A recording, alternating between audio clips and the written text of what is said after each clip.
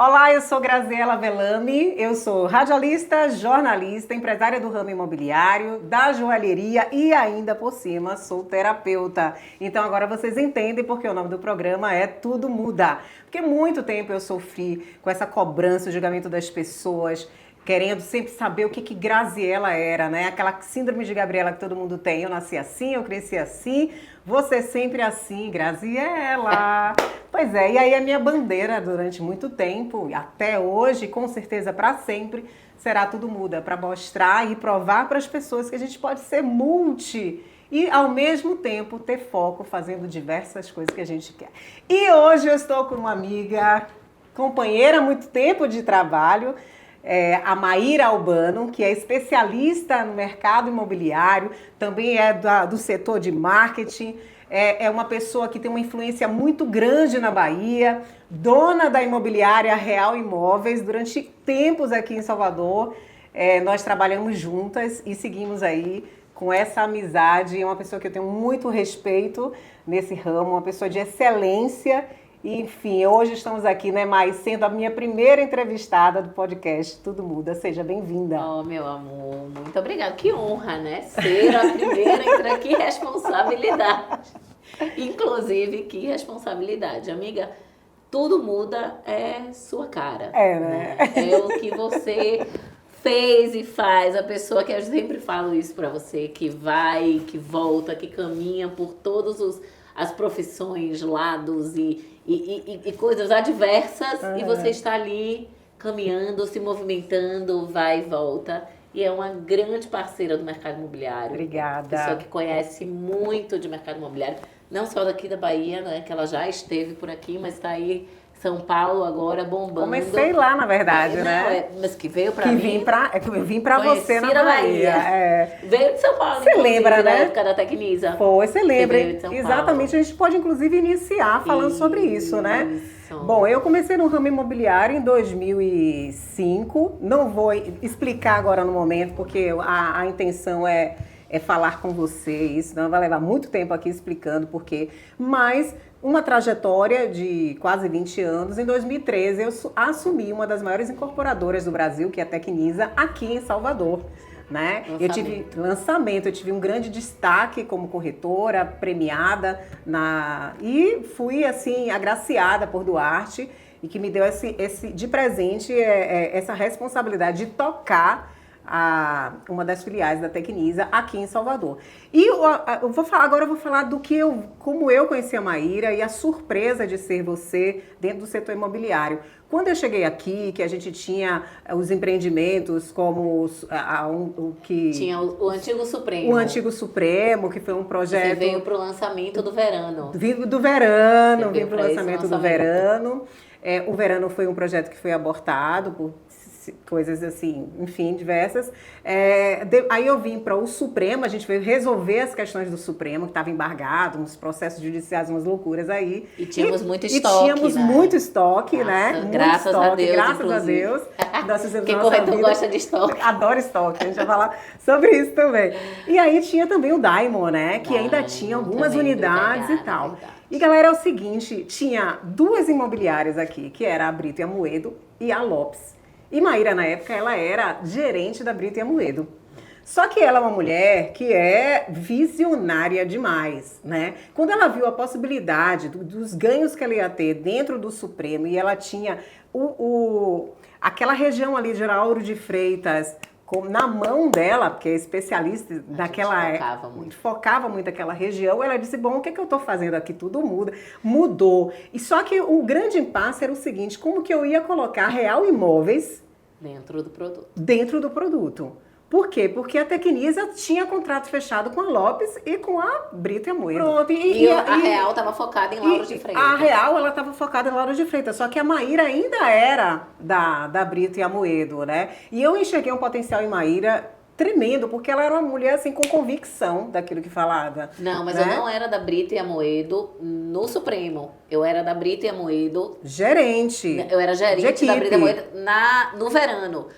Ainda estava embargado, o Supremo a gente não podia vender. Quando eu tinha acabado de ter filho, foi todo um processo, embargou o Verano, aí eu saí da Brito E aí a gente tocou a real. Aí liberou esses imóveis e você lembrou de mim. Eu lembrei de você. E aí você me procurou, a gente começou a Por quê? vender como parceiro. Não, mas assim, o principal de tudo foi o seguinte: a Tecnisa, como é uma empresa SA, e ela tem que dar satisfação a acionistas, é uma empresa extremamente burocrática, ela não estava abrindo a oportunidade da Real entrar com uma terceira imobiliária para vender. E é isso que eu quero explicar, né? Porque a Maíra, Maíra, o Luciano, o esposo dela, com a Real, que na verdade eram eles dois. E tínhamos 4 corretores e o mercado. Apenas 4 corretores e o mercado. Aí eu vou falar o seguinte, não é quantidade, é estratégia de trabalho. A Maíra, chega me arrepio.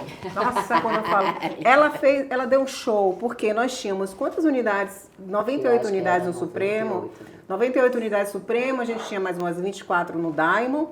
E tudo de estoque. E conseguimos colocar a Maíra lá, de tanto que eu falei. De que a gente vendeu.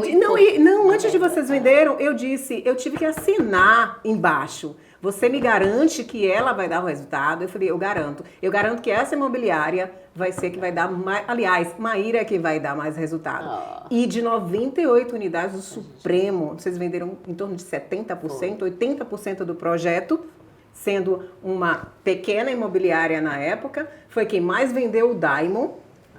Viramos amigas. A gente foi especial.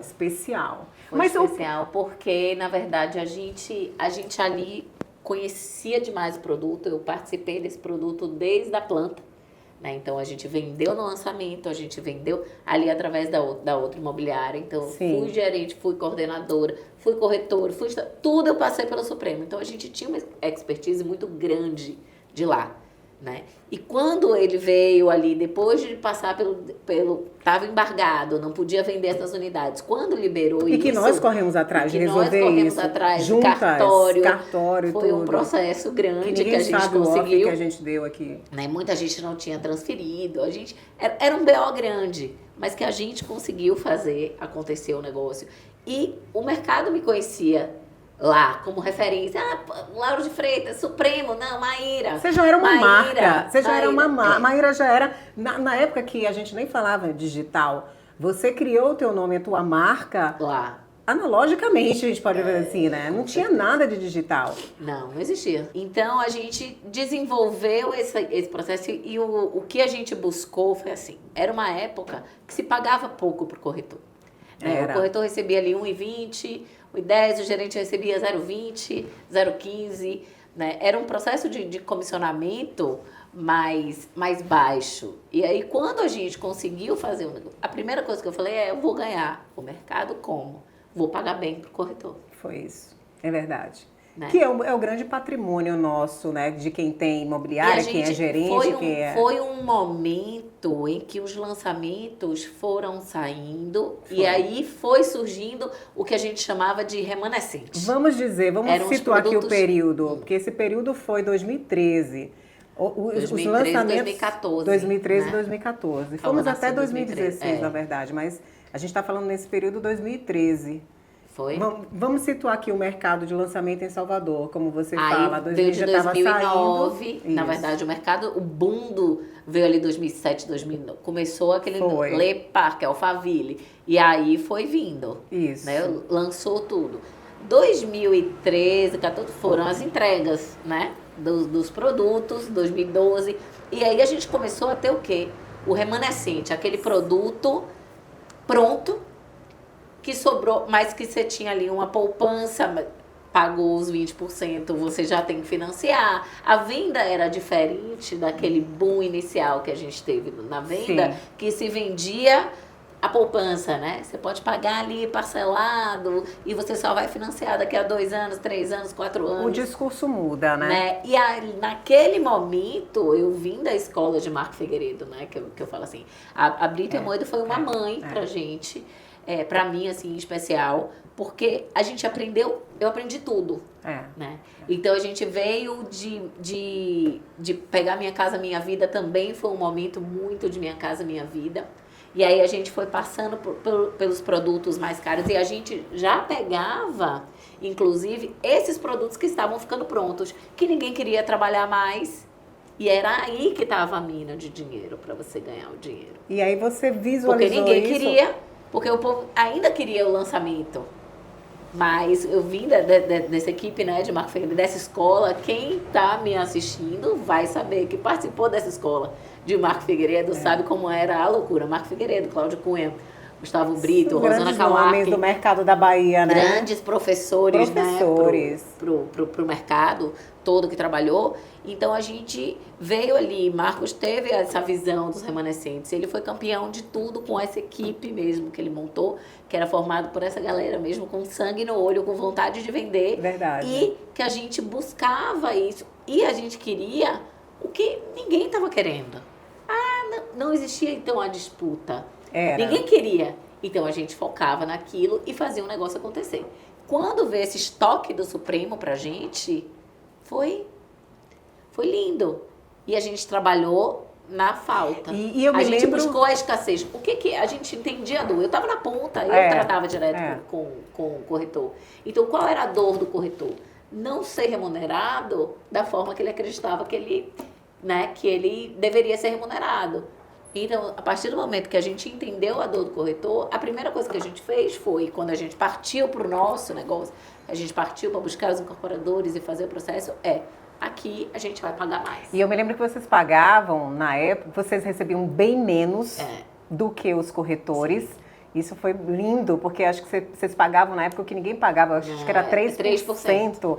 E aí foi uma loucura, né? Porque vocês mobilizaram o mercado. Ao invés dos corretores procurarem outras imobiliárias, eles iam até você. E eu não entendo como até hoje ainda existe uma deficiência de perceber que o grande capital humano, o grande patrimônio das imobiliárias é o corretor de imóveis, né? E hoje a gente está aqui para falar dessa profissão, Mike, que eu acho que durante muito tempo ela foi uma profissão mal vista, cheia de preconceitos e tal. E eu vejo que de um tempo para cá, essa ideia do corretor de imóveis vem mudando muito. E tem se tornado, eu acredito que está entre as 5, eu pesquisei aqui, em 2013 se falava que estava entre as 5 maiores profissões do futuro. E agora o corretor de imóveis ele está no topo mesmo, né? O que você acha que... O que você acha que vem mudando? O que é de antigamente para hoje, A gente veio passando, na verdade, por grandes etapas, né? A gente saiu da coisa do anúncio do jornal, né? Que a gente vinha... Meu pai é corretor, cresce 4 mil e pouco, então ele eu fui criada dentro desse negócio de ir pro balcão do jornal à tarde e pagar pelo aquela negócio. Então, aquela notinha, o pessoal veio passando, muitos corretores ficaram muito bem, né, dentro desse processo. Mudou, como a gente vai passando por mudanças o tempo inteiro. Quem não se adaptou dos corretores antigos, quem não se adaptou a essa nova era, quando chegou o lançamento, você via assim, corretor antigo já...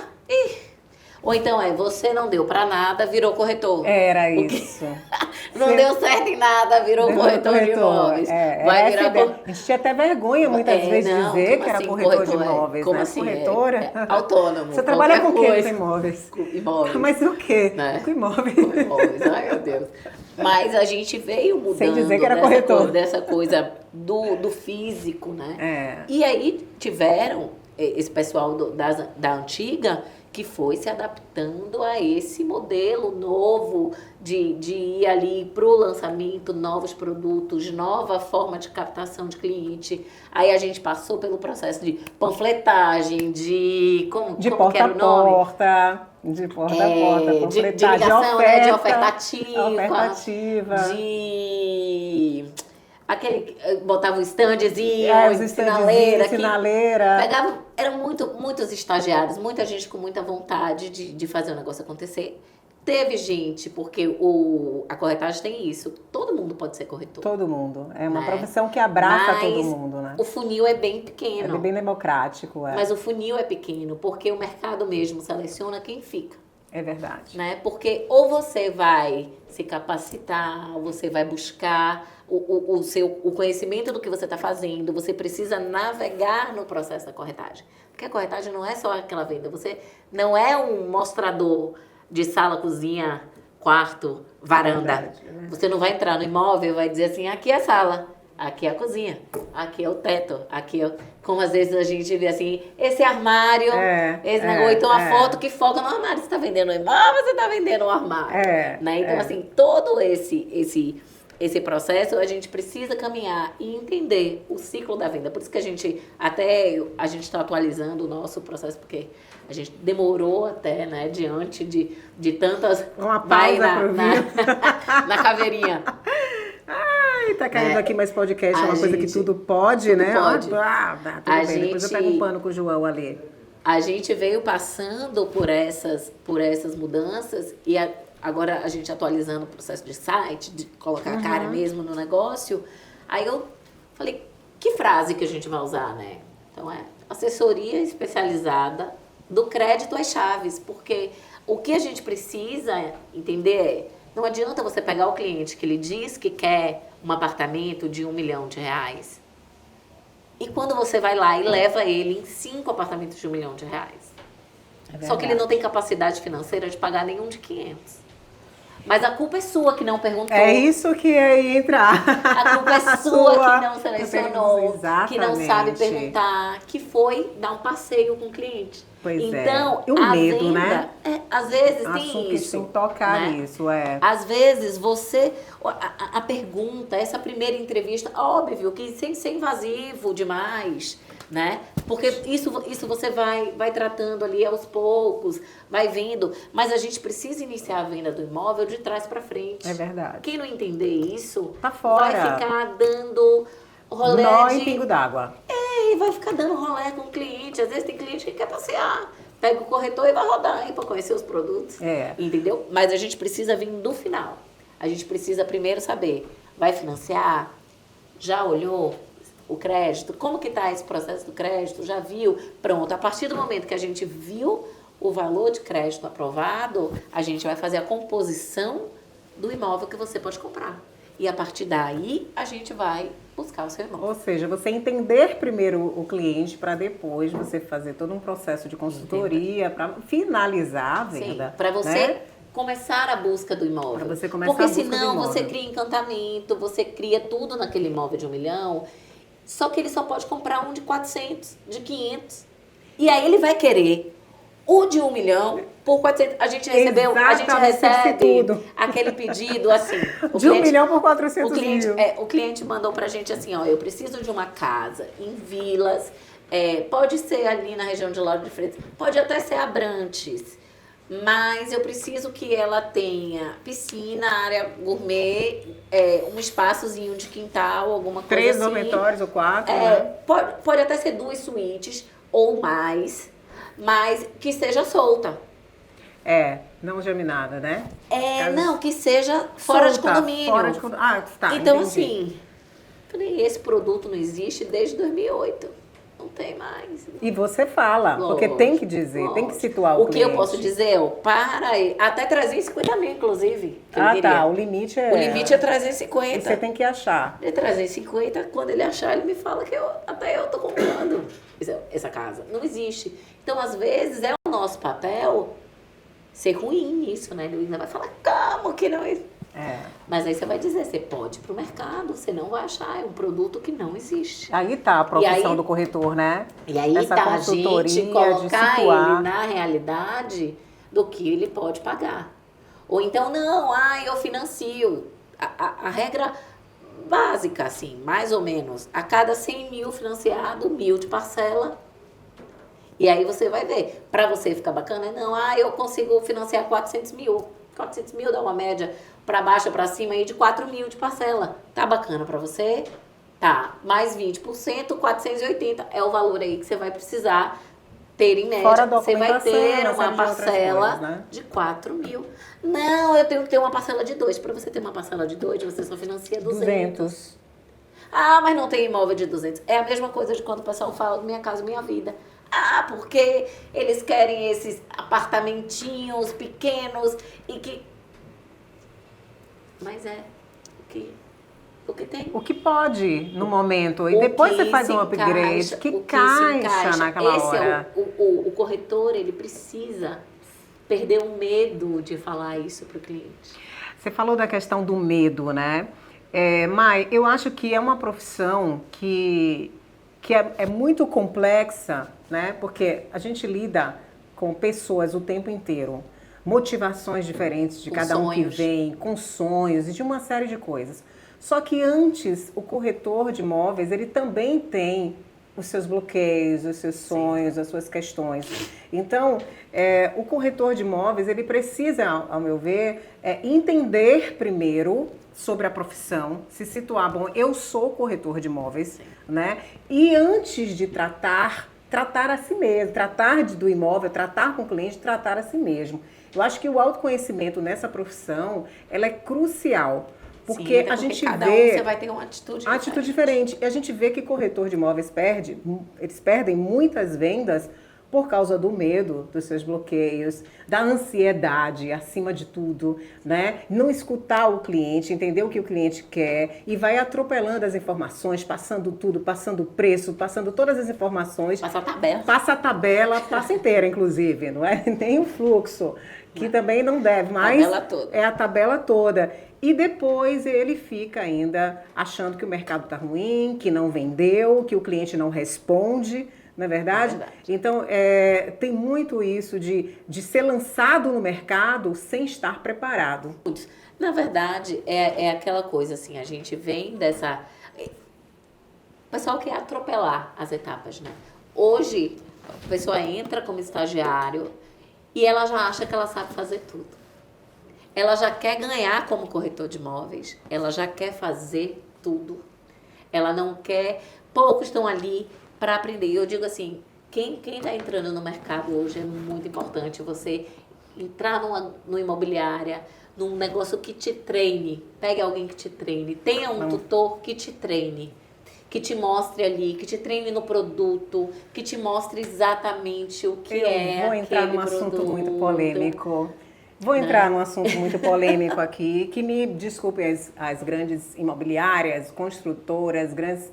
Enfim, mas o que eu percebo desde quando entrei no mercado em 2005 é que, se bem que assim, os processos, né, até de gestão mudou muito de hoje.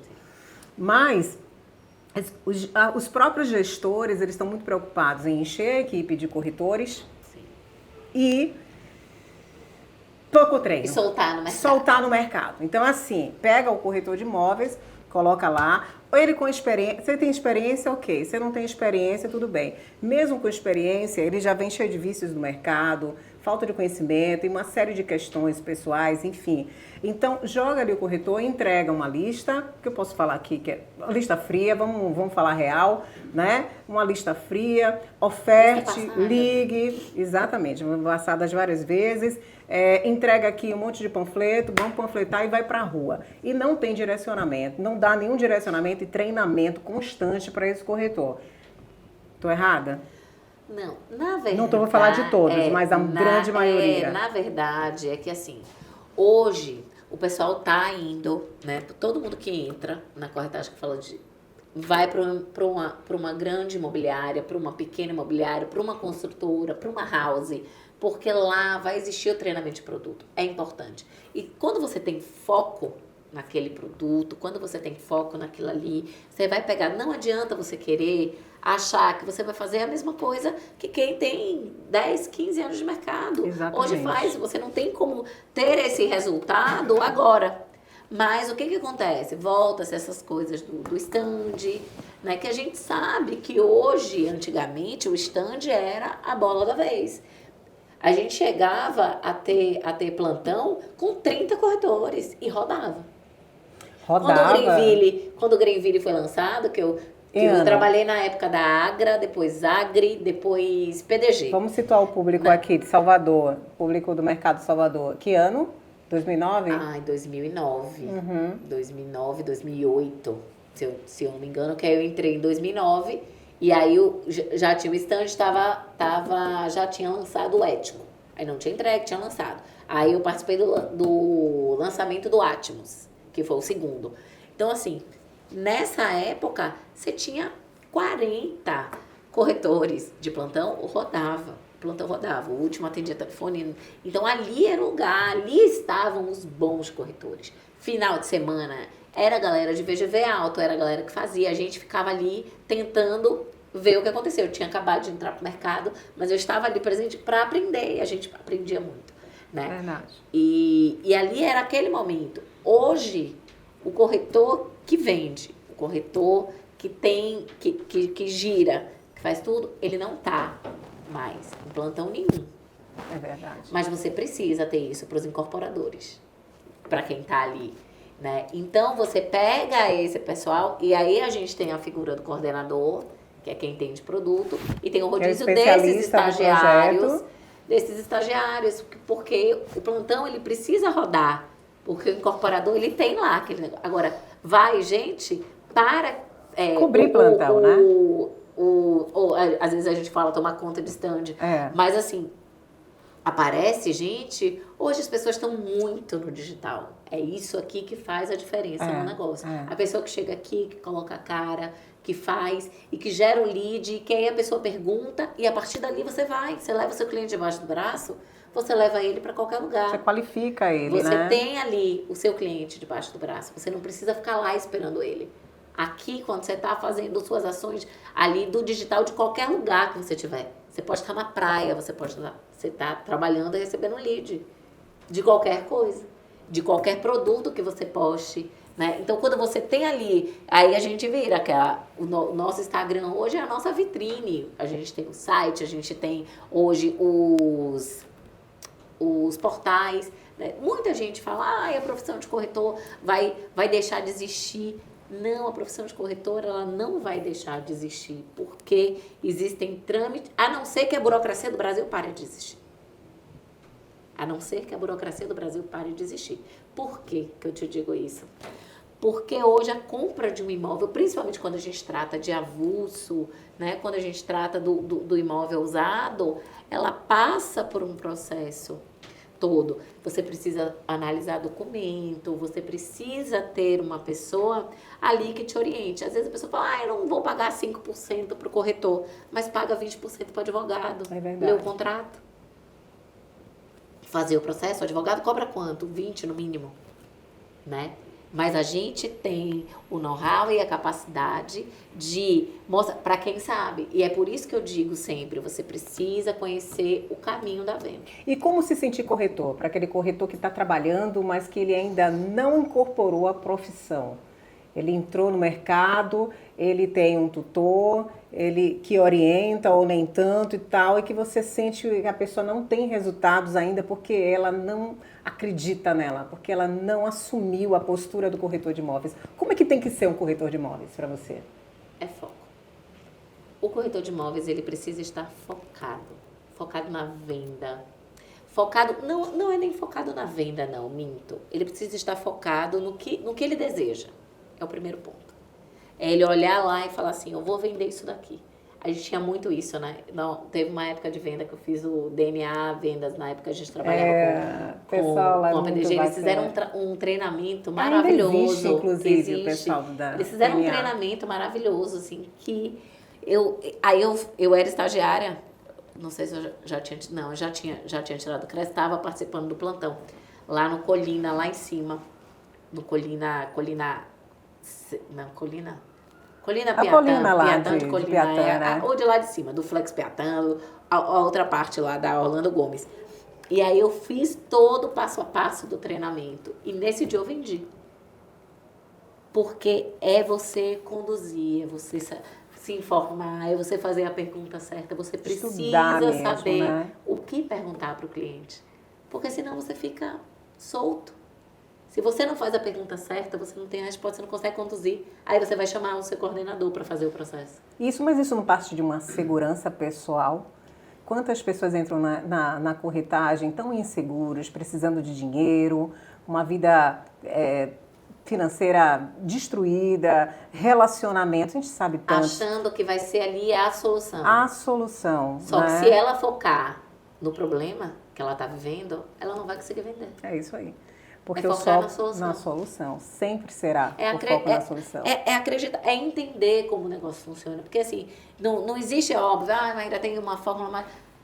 Por incrível que pareça, não é uma questão de fórmula mágica. A partir do momento que você entende os caminhos você conduz porque você passa a segurança. Quando você fala com segurança, o cliente faz, poxa, não, eu vi que você entende.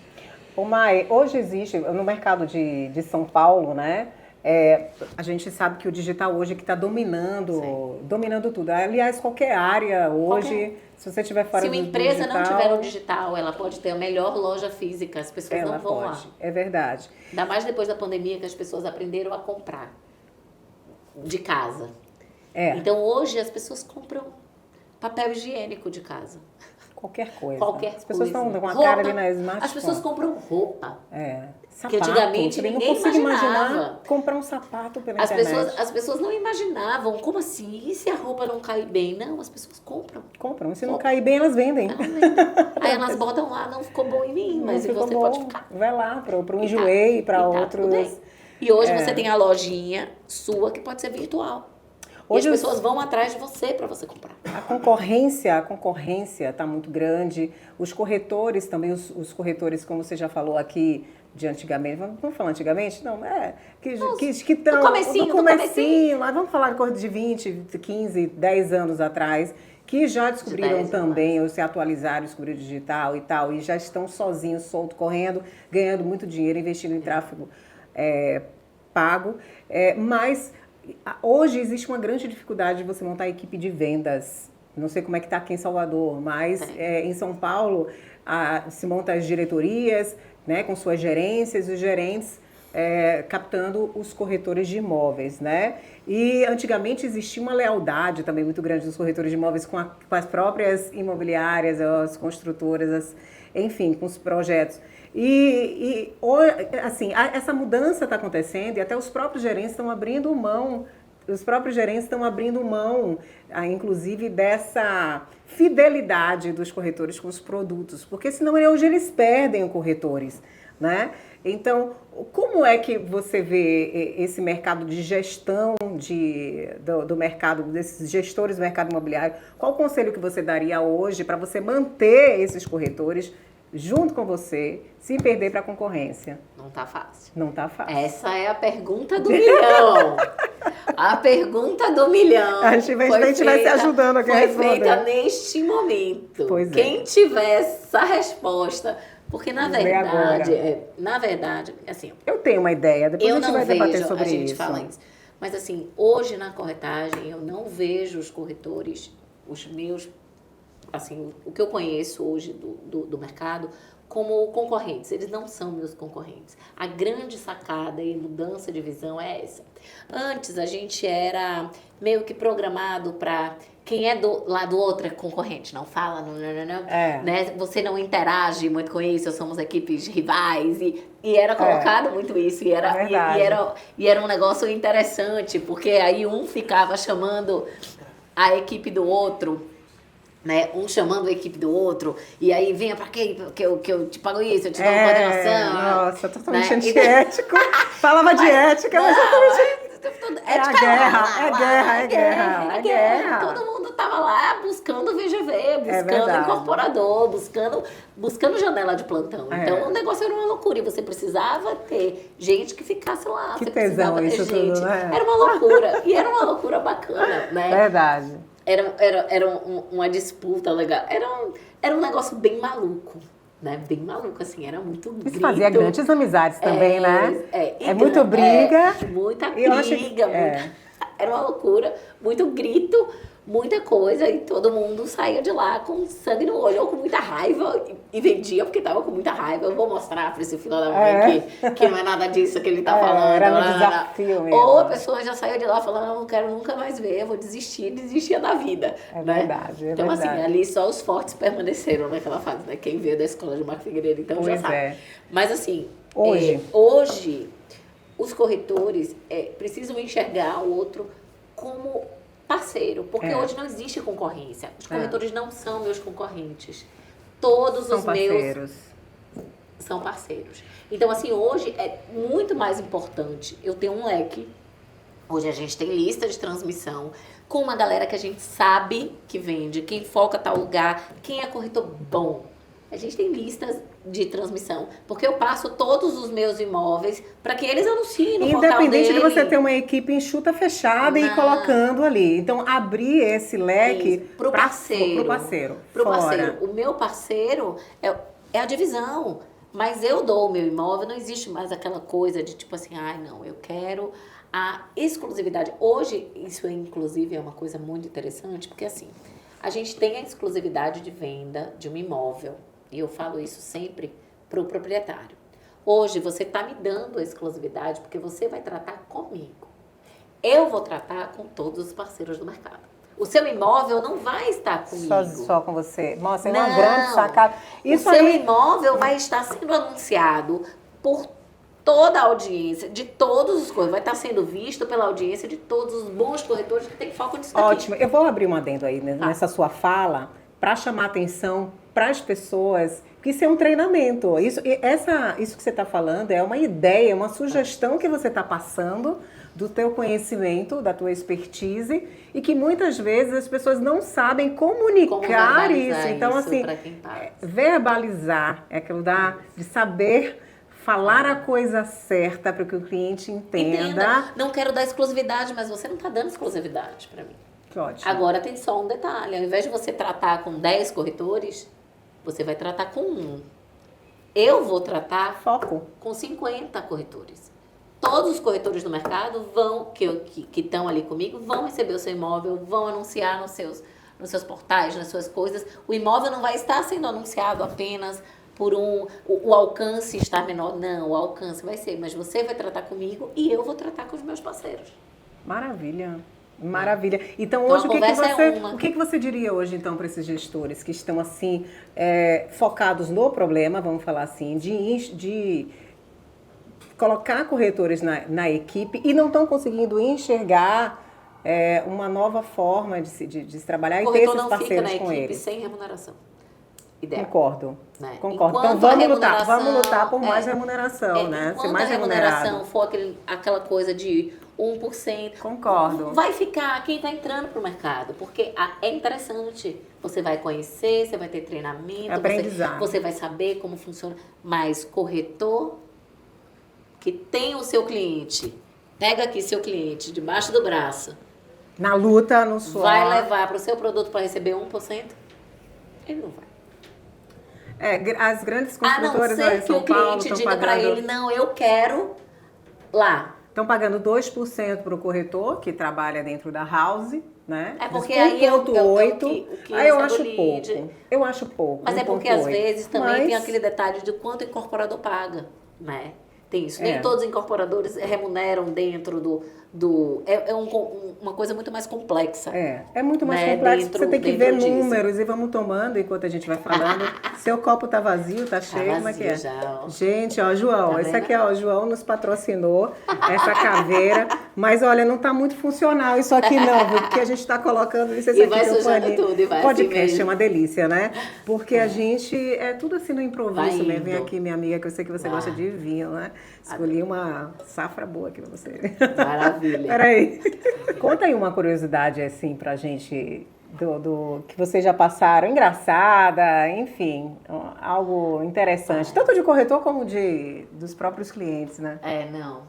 A gente, na verdade, até essa não é nem engraçada, mas é uma coisa que acontece, às vezes, com a gente, quando a gente passa por alguns clientes. A gente teve uma situação no Alphaville que a gente levou o cliente para visita, o cliente visitou cobertura, visitou algumas coisas, depois foi visitar essa casa, gostou. Era uma venda em parceria. E aí, esse parceiro era primo do dono.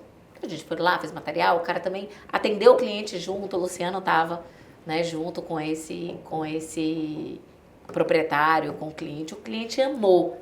Mas ficou naquela coisa de, poxa, eu ainda preciso ver alguma coisa, tudo bem. O cliente ligava para ele, vamos marcar outra visita, tem outras casas aqui para ver. Aí o cliente deu uma esfriada.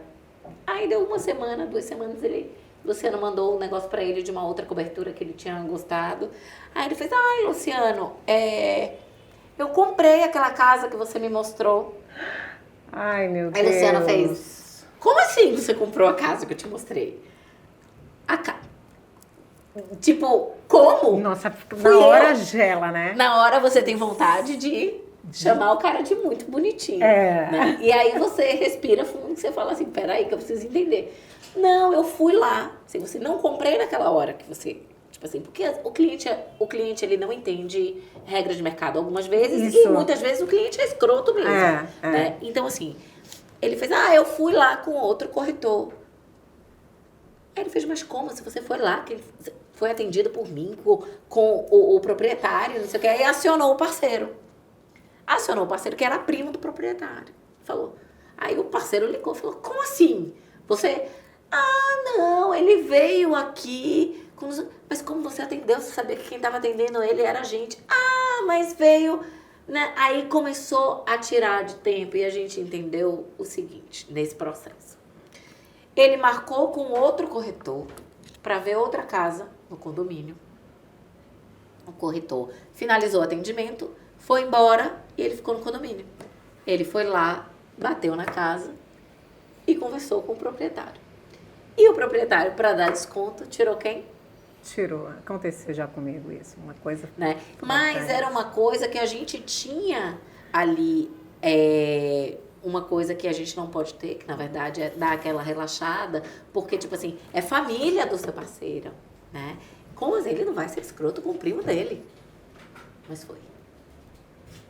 E aí ele disse, não vou. Então, assim, aí a gente vai buscar esses honorários através da justiça, a gente tem tudo. Né? Tem até ele dizendo, lógico. A gente teve caso, inclusive, do Supremo. Porque a gente tem muita cautela. É muito importante. A gente precisa vigiar a nossa ficha de visita, sabe? Porque os clientes, eles ficam nessa coisa, fazendo conta de quanto a gente ganha. Ele não pensa no trabalho que a gente tem, na responsabilidade que a gente tem. É verdade. Né? A gente tem uma responsabilidade. Não valoriza essa responsabilidade, e, né? Assim, e só se der errado, né? Aí sim. Se der aí errado, quer responsabilizar. aí a gente não dorme mais. A gente precisa estar atento à ficha de visita. A gente precisa estar atento até o tempo de falar com o cliente, porque assim, né? a ética, ela não é para todo mundo, né? O caráter, a coisa bacana não é para todo mundo. Mas a gente sempre vai naquela coisa de partindo do princípio que a pessoa...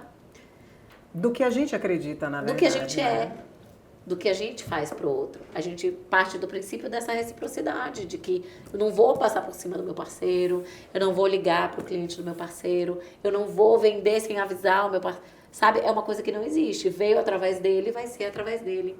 Mas o cliente pelo mesmo lado. Então, assim, a gente hoje... É fato que se a gente fez o serviço, os honorários são devidos, né? Perfeito. E a gente vai buscar isso judicialmente.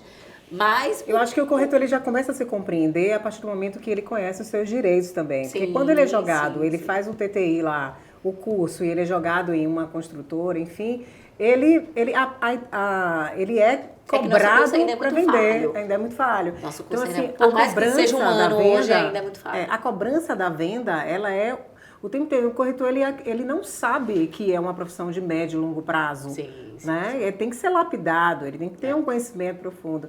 Então, acho que é por isso que hoje muitos entram, mas poucos ficam, né? Então, assim, a gente entende que a gente precisa se profissionalizar, a gente precisa estar ali. É uma ficha de visita, visitamos qual imóvel, tal imóvel, qual é o seu CPF, seu nome, organização, né? Fez proposta aqui, assina aqui proprietário que está recebendo a visita. E-mail, trocas de informações o WhatsApp e-mail. também WhatsApp hoje também serve. Né? Mas às vezes a gente vai tão naquela coisa do piloto automático que a gente termina não se precavendo.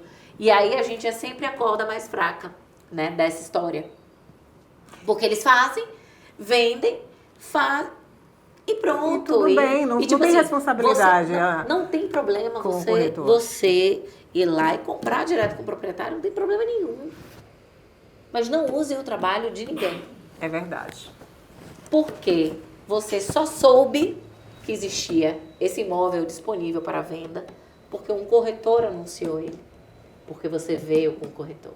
Você só soube onde era, porque assim, você não quer corretor, vá batendo de porta em porta, de rua Faz em rua. O trabalho que tem que ser feito. Vai captar o que você quer. Vê se você consegue. Pronto, você vai conseguir o contato direto.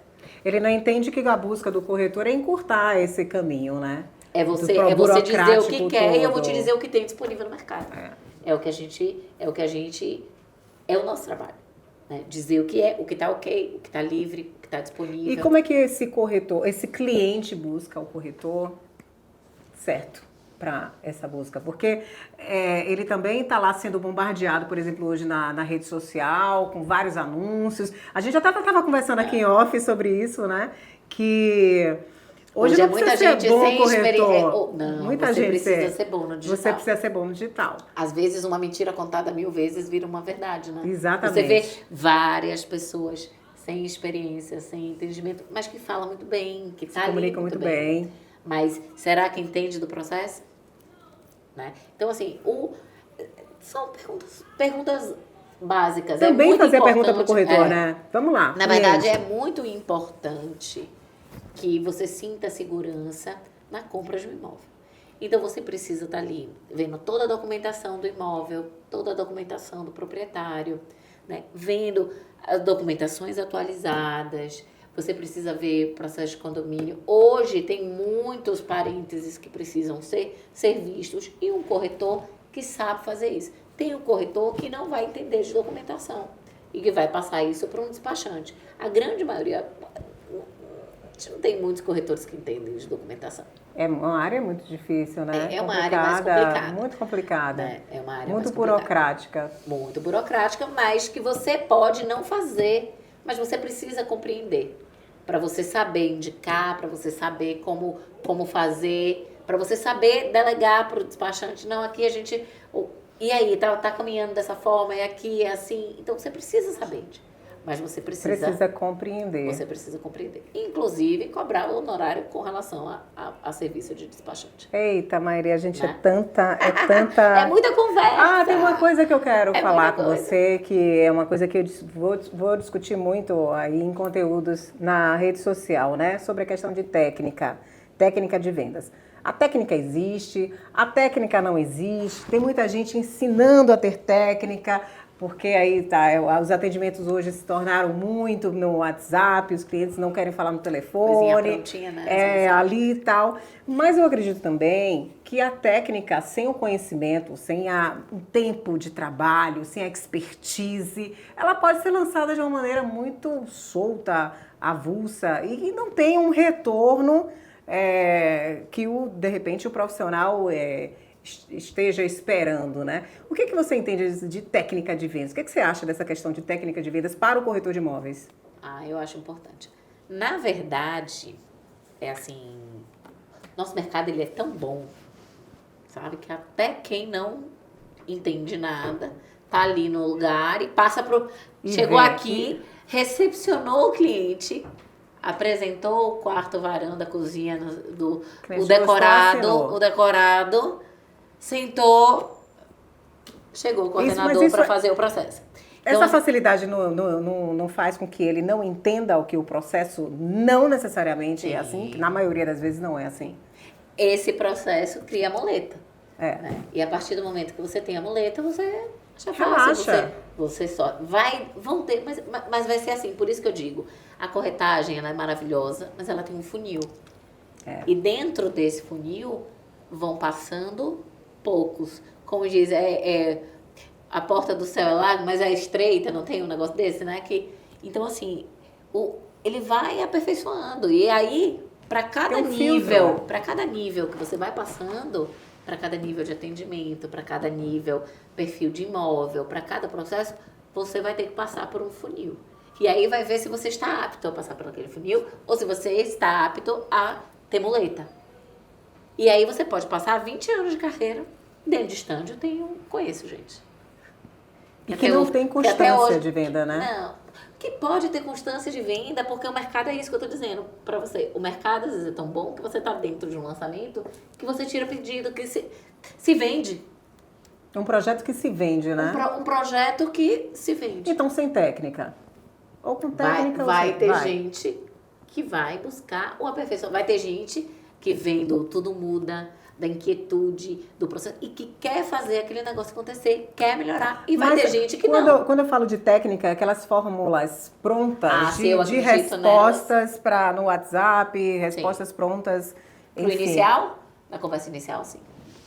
Essa conversa inicial, ela não tem muita... Aí, a partir dali, do retorno, é que aí você precisa fazer as perguntas certas, fazer... Porque ali é aquele bombardeio inicial para você ter o Porque, feedback do inclusive, cliente. eu acho que uma das primeiras dúvidas do corretor de imóveis é como é que eu vou responder o cliente, né? Sim.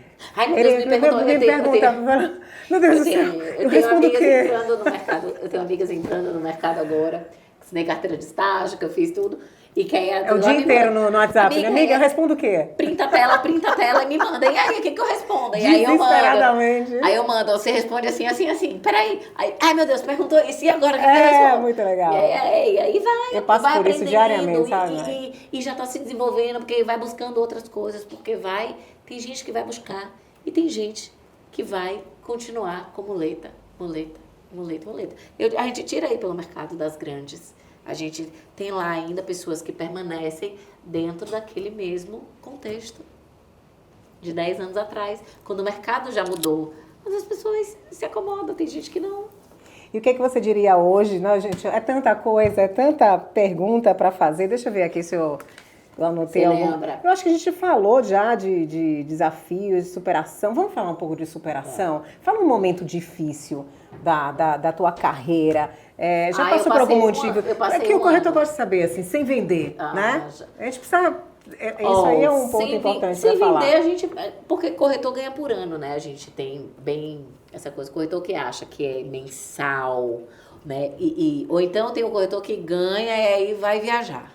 Tem e aí, quando ele volta Viajandão. sem nada, aí ele começa a trabalhar de novo e aí começa a voltar a vender. Tem esse processo. Mas assim... Eu já passei por um momento eu acho que quando, não me lembro bem data e tudo, mas eu passei por uma época que eu queria mandar todo mundo, tipo pra assim, aquele sabe, lugar, saco né? cheio de atender, né? De gente. Acho que eu passei uma época que eu não queria mais ver gente, assim. E a gente trabalha muito, né, com essa coisa, a gente... Sem o contato também não tem resultado, né? E aí... Tipo, umas situações assim que você fala. E aí você começa. Porque também tem esse detalhe, né? Quando você entra nessa energia, você sabe que eu acredito muito, eu sou muito disso. E assim, quando você entra nessa energia do problema, aí só aparece BO. E aí você só se bate com gente problemática. É verdade. E aí aquilo ali vai te sugando. Aí eu falava, ai, gente, vamos aqui. E a gente construiu. Aí a gente vai, tipo assim, ai, tô de saco cheio de gente, de não sei o que, sabe? Então, o pessoal mandava, ai, quero ver a casa, não sei o que, eu nem respondia. Eu falava, ai. Tipo assim, eu passava contato de outro corretor, eu falava, não quero. E aí eu tenho um parceiro que é amigo e que ele foi um dos caras, assim, que a gente sempre acompanha e que ele é de muita constância. Eu falava assim, velho, eu não aguento mais o mercado imobiliário, eu quero sumir do mapa, quantos não? né? Nesse mercado imobiliário, né? Eu passei uma época assim, e aí ele falava pra mim, Maíra, é constância, velho, não tem coisa. Aí quando a gente partia pra construir, quando partia pra não sei o quê, ele falava assim, tá, e aí, vendeu, e aí ganha quanto de lucro, demorou quanto tempo pra não sei o quê. Ele sempre vinha, né, com essa conversa, e eu falava, a conta é essa. A gente vai, constrói, vende, tem um lucro bacana, não sei o quê. Mas não é o lucro só daquele processo da venda, é o tempo que você demorou na construção, é o tempo que você demorou para venda, é o quanto você pagou pro corretor. Né? A nossa profissão, ela é tão maravilhosa que se você faz ela bem feita, a alavancagem financeira é certa. Eu costumo dizer que o mercado imobiliário é uma profissão útil. Ela é útil. Quantas vezes ela me tirou de uma situação difícil? Não é? Tipo assim, você tá... Até quando eu estava fora, quando eu montei a joalheria, né, com a Duna, a Duna, enfim, e eu estava acostumada a ter altos ganhos na corretagem, que é a profissão que eu já tenho aí muitos anos e mais constância, e quando o negócio apertou, porque todo negócio de qualquer empreendimento demora a ter lucro, tem o tempo de maturação. Para onde eu corri? Para o mercado imobiliário. Ela é útil, ela me tirou de uma situação do 0 ao 1000, entendeu? E aí eu continuei reconstruindo a minha vida. Agora, é lógico que quando você para você retornar, Como todo É um projeto, trem balando, é um né? trem, Você então, começa devagar até pegar um tive embalo. muitos altos e baixos na corretagem. Muitos altos e baixos. Mas Me sempre que tentando... você buscou, não está. Porque às vezes a gente. Sim, Essa coisa do você lidar com o público, com gente, e aí você lida com situações como essa, é. né? Que aí, na verdade, você perde um pouco assim do prumo. A gente lidou com algumas situações. Sim. Então, assim, a gente já teve corretores de ir bater, tipo, eu atender imóvel com parceiro. O cara dizer, saiu de lá, vou fazer a proposta, vou não sei o quê, vou mandar a documentação pro parceiro para fazer o financiamento e tudo que ele ia fazer. Saiu certo, ok. De que ia fazer tudo, e daqui a pouco começou a enrolar o parceiro, não sei o quê. Mas assim, eu encontrei uma pessoa muito ética, né, nisso, que foi o proprietário que me ligou uma semana depois e falou: Maíra, aconteceu uma situação muito chata. Eu sou representante comercial, eu sei o que é trabalhar com venda, eu sei o que é trabalhar com honorário, eu sei o que é trabalhar com comissão, eu sei o que é isso. Mas bateu aqui na minha casa um corretor, se apresentou como corretor, né? E me disse que está com um cliente que já viu a minha casa e que quer comprar a casa. Imediatamente agora. E agora, ele quer comprar a casa. Mas eu já tinha explicado todo o processo de documento, eu já tinha explicado qual era a situação, como a gente resolveria, o que a gente faria. Só precisava dar aquele start que a gente resolveria tudo fácil na prefeitura. Né? É um trâmite que a gente conhece e que é simples de resolver. E aí ele já chegou pedindo pro proprietário para ver essa documentação. Ele primeiro tomou um susto, ele mora em condomínio. O cara bateu na porta dele. Da porta, dentro da casa. Né? Tipo assim, dentro do condomínio. E aí ele tomou um susto, não sei o que, inicialmente atendeu o cara, né? Aí ele pegou e falou, e marcou para assinar um contrato na imobiliária. Imobiliária é famosa, até fica na Alphaville. Imobiliária famosa. E marcou para assinar o contrato, não sei o que, marcou para agora, para assinar o contrato. E eu tô te ligando porque eu não vou fazer mais. Eu não quero mais que esse cliente compre esse imóvel. Eu já vou ligar para eles aqui, porque realmente eu não consegui dormir, eu não fiquei bem com essa situação. Quando eu falei isso pro meu parceiro enlouqueceu. Ligou pro cliente, mas ele xingou ele todo, porque ele é desses, né? Ele é ótimo. Xingou o cliente. Esse fala todo, e faz, não, né? Fala que vai fazer e faz. Xingou todo o cliente, pau, bloqueou ele. Aí me passou o contato dele, falou: Maíra, se você quiser, você fala com ele. Porque esse sacana. E aí eu falei: calma, vamos ver, né? O que é isso? Como assim? Aí ele pegou e falou comigo. Ele fez: não, porque é meu amigo. É o meu amigo. Porque aí eu fiz assim: existe só uma coisa, você não tem obrigação de conhecer regra de mercado, né? Mas se você quisesse comprar com seu amigo que é corretor, você já devia ter procurado ele há muito tempo e ele ter buscado os imóveis para você. Com certeza. Mas o seu amigo é corretor e o seu amigo tem a obrigação de conhecer qual é a regra de mercado. Se você já estava sendo atendido, já havia escolhido esse imóvel, foi atendido por 2 corretores aqui dentro, ele não tinha que vir aqui indagar o meu cliente. Fazer, não, mas ele não foi como corretor. Aí eu passei, né, mandei os áudios, tudo pro proprietário. O proprietário fez, não, Maíra, ele veio como... Aí pegou e me mandou a foto do cartão, com a fotinha dele, assim, com não sei o que. Aí eu peguei e mandei, foi esse corretor. Aí meu amigo ligou pro corretor, xingou o corretor todo. E eu vou quebrar tudo. Ai, mas são tantas histórias. O corretor de não, imóveis é um contador de histórias também, né? De histórias. Mas assim, eu tô super feliz desse encontro com a gente. Assim, tem a muita gente pode coisa. passar, acho que 5 podcasts. Olha, eu queria falar sobre burnout da profissão, que eu acho que todo corretor passa. Passa. Eu queria falar sobre diversos assuntos, mas o tempo aqui não cabe. E eu quero um segundo momento com você pra gente poder tratar de outros assuntos. Mas eu tenho certeza que tem muito corretor aqui que está assistindo o nosso podcast e quer uma opinião, uma luz sua. É corretor que entrou agora, corretor que já está há muito tempo no mercado, que está sem vender, que está cheio de dúvidas no mercado, está cheio de dúvidas com esse mercado digital, que está separando, né? Uma linha assim que separa, né, o passado para o futuro. Estamos vivendo isso. E a gente está com um pé lá, um pé cá, e muita gente não se jogou ainda no digital. Tá. O que você fala para essa galera está entrando, que está aí já e que está querendo uma luz por alguma insatisfação, alguma insegurança, alguma tristeza aí desse mercado? Ira, eu acho que a grande coisa, assim, eu falo isso sempre, né? Que tem gente sofrendo, né? Tem gente sofrendo. Vou falar a verdade, eu falo tristeza porque tem muita gente sofrendo. Tem gente com 1 ano sem vender, 1 ano e meio sem vender, 2 anos sem vender, né? E desiste. E aí aquela questão, né? Quer dizer, eu fiz uma pergunta, mas é uma pergunta que vai puxando outra, porque... E aquele limite de eu desisto? Eu acho que aí você pode falar melhor. Eu desisto, vou ser CLT, as pessoas, é família dizendo desista, é marido, é esposa, são os filhos dizendo essa profissão não serve para você. É um conflito que esse corretor está vivendo. Dê uma mensagem para esse corretor.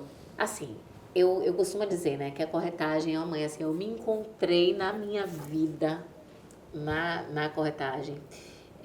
A gente passa por esses altos e baixos. Existe esse momento de dizer assim, isso não é pra mim. Ou então, isso é pra mim. O importante é só assim. Eu acho que todo mundo precisa entender o seu momento de dar uma pausa. Às vezes é importante, né? Não quer dizer eu desistir. Com certeza. Às vezes você chegar ali e dar uma pausa e dizer assim, velho, eu vou trabalhar em outra coisa. O que é isso? Eu gosto de mais alguma coisa? Eu preciso do quê? Você vai fazer suas contas e vai ver o que eu posso fazer agora por mim. E aí você pode trabalhar e uma coisa vai puxando a outra. Mas às vezes a pausa se faz necessária, é importante. Até para você dar o valor que você precisa dar o valor para a corretagem. Para a sua profissão, porque a corretagem é uma profissão. Né? E a partir daquele momento que você se descobre, ou de repente você ir estudar e se atualizar, por que você não está vendendo? A culpa do mundo, não. Os imóveis estão sendo vendidos, o financiamento está saindo.